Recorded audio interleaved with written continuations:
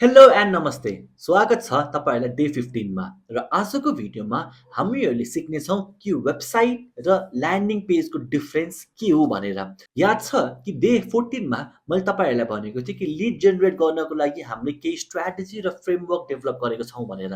हो, त्यो स्ट्र्याटेजी र फ्रेमवर्क अब म तपाईँहरूलाई बिस्तारै बिस्तारै बिस्तारै भिडियोजको थ्रुबाट सेयर गर्नेछु। बट त्यो स्ट्र्याटेजी र फ्रेमवर्क थाहा पाउनु अगाडि तपाईँहरूले एउटा कुराको डिफरेन्स थाहा पाउन जरुरी छ and that is website and landing page. अब वेबसाइटको बारेमा त तपाईँले अहिलेसम्म बुझिसक्नु भएको छ। बुझ्नु मात्र भएको छैन, तपाईँले त आफ्नो वेबसाइट बनाइसक्नु भएको छ। सोच्नुहोस् त कति अमेजिङ कुरा हो यो। अब वेबसाइट र ल्यान्डिङ पेजको तपाईँहरूलाई मैले डिफरेन्स दिनु पर्दाखेरि चाहिँ वेबसाइटमा मल्टिपल पेजेसहरू हुन्छ। तपाईँको वेबसाइटमा पनि हेर्नुभयो भने एउटा होम पेज छ, एउटा अबाउट असको पेज छ, एउटा सर्भिसेसको पेज छ, एउटा कन्ट्याक्टको पेज छ। त्यसरी नै वेबसाइटमा एउटा मात्र पेज हुँदैन। वेबसाइटभित्र 100 भन्दा पनि बेसी पेजेसहरू हुन्छ। बट ल्यान्डिङ पेजमा एउटा मात्रै पेज हुन्छ। यस, वान पेज वेबसाइटलाई ल्यान्डिङ पेज भनिन्छ।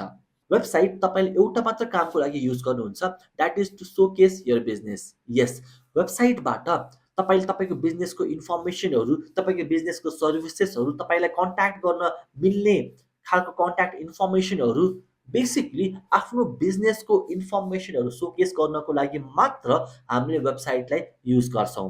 वेबसाइटबाट कहिले पनि हामीहरू अरू कुनै कुरा गर्दैनौँ।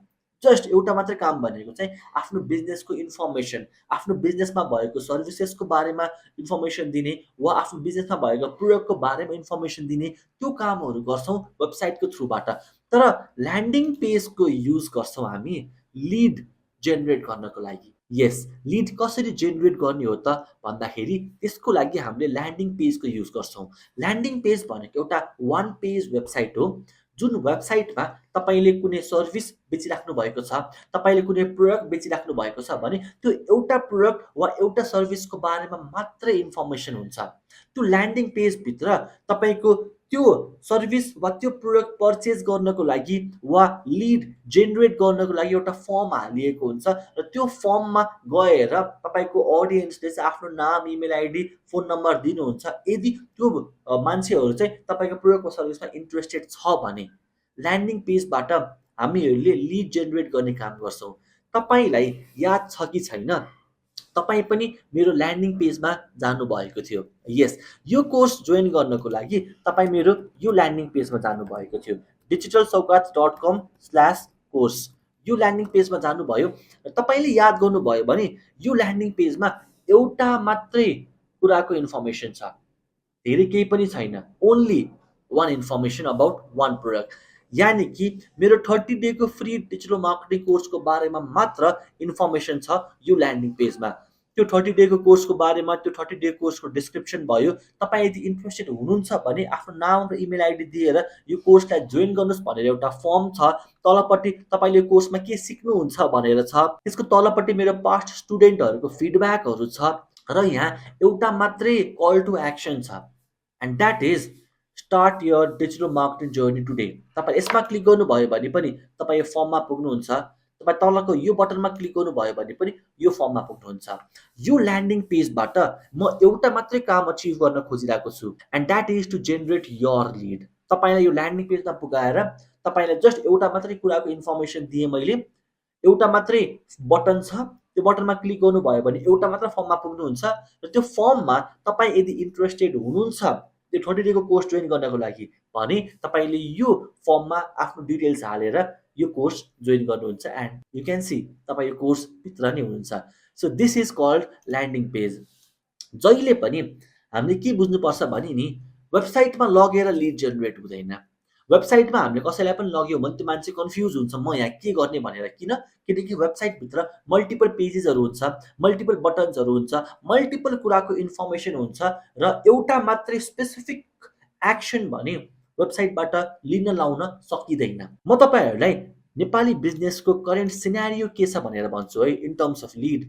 तपाईँले याद गर्नुभयो भने चाहिँ हरेक बिजनेसलाई लिड जेनेरेट गर्नुपर्ने त छ, तर प्राय कसैले पनि ल्यान्डिङ पेजको युज गरेर लिड जेनेरेट गर्नुभएको छैन के।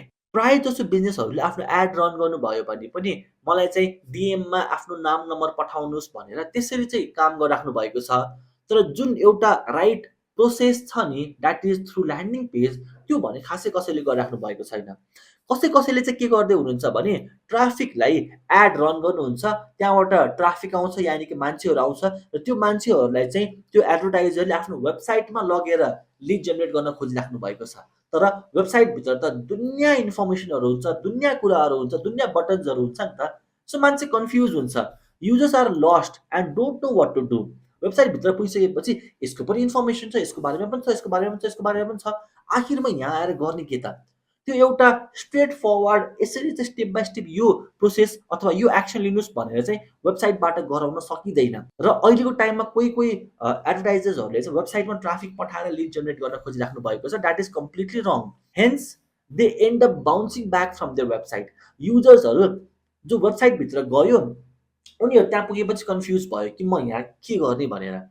त्यसपछि त्यो युजरहरू त्यहाँबाट बााउन्स ब्याक हुन्छ, फर्किन्छ त्यो वेबसाइटबाट र कुनै पनि एक्सन भने लिँदैन।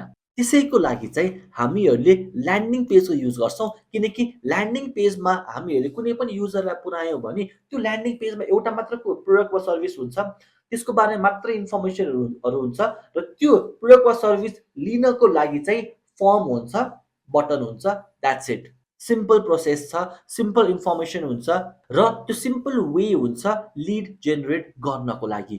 सो अब ल्यान्डिङ पेजबाट हामीले के गर्छौँ, कसरी गर्छौँ भनेर म तपाईँहरूलाई फ्युचर भिडियोजमा अझै सिकाउने छु।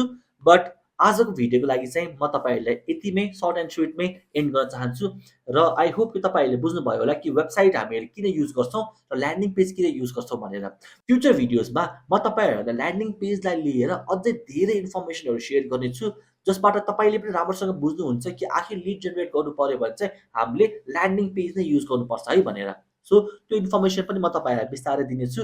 अब टास्क अफ द डेको बारेमा कुरा गर्नु पर्दाखेरि चाहिँ आई वान्ट कि तपाईँ गुगलमा जानुहोस् र त्यहाँ गएर 3टा वेबसाइट्सहरू खोज्नुहोस्। कुनै पनि बिजनेसको 3टा वेबसाइटहरू खोज्नुहोस् र 3टा ल्यान्डिङ पेज खोज्नुहोस्। वेबसाइटबाट इन्फर्मेसन दिन्छौँ हामी बिजनेसको, ल्यान्डिङ पेजबाट हामीहरूले लिड जेनेरेट गर्छौँ। सो मार्केटमा गएर हेर्नुहोस् कि कुन चाहिँ वेबसाइट हो र कुन चाहिँ ल्यान्डिङ पेज हो भनेर। ओके, सो वेबसाइटभित्र धेरै बटन्स हुन्छ, धेरै मेनु हुन्छ, धेरै लिङ्क हुन्छ, धेरै कुराको इन्फर्मेसन हुन्छ। ल्यान्डिङ पेजमा सिर्फ एउटा मात्रै प्रोडक्टको वा सर्भिसको बारेमा इन्फर्मेसन हुन्छ, एउटा मात्र कल टु एक्सन हुन्छ, एउटा मात्र बटन हुन्छ, एउटा मात्र फर्म हुन्छ। अब आफैले गुगलमा गएर अलिकति एक्सप्लोर गर्नुहोस् है र 3टा वेबसाइट आइडेन्टिफाई गर्नुहोस् र 3टा ल्यान्डिङ पेज आइडेन्टिफाई गर्नुहोस् र त्यो 3टा वेबसाइट र त्यो 3टा ल्यान्डिङ पेजलाई तलपट्टि कमेन्टमा सेयर गर्नु होला। म तपाईँहरूको इच एन्ड एभ्री कमेन्ट हेर्नेछु, पढ्नेछु, म चेक गर्नेछु कि तपाईँले 3टा वेबसाइट नै खोज्नु भयो कि भएन र 3टा ल्यान्डिङ पेज नै खोज्नु भयो कि भएन भनेर म आफै पर्सनल्ली चेक गर्नेछु। So yes, that is the talks of today. I hope कि तपाईँले वेबसाइट र ल्यान्डिङ पेजको डिफ्रेन्स बुझ्नुभयो होला र लिड जेनेरेट गर्नको लागि हामीले किन ल्यान्डिङ पेज युज गर्नुपर्छ भनेर त्यसको बारेमा पनि इनफ इन्फर्मेसन पाउनुभयो होला। So that's it for today. तपाईँलाई भेट्नेछु म डे 16 मा नेक्स्ट भिडियो। Bye bye.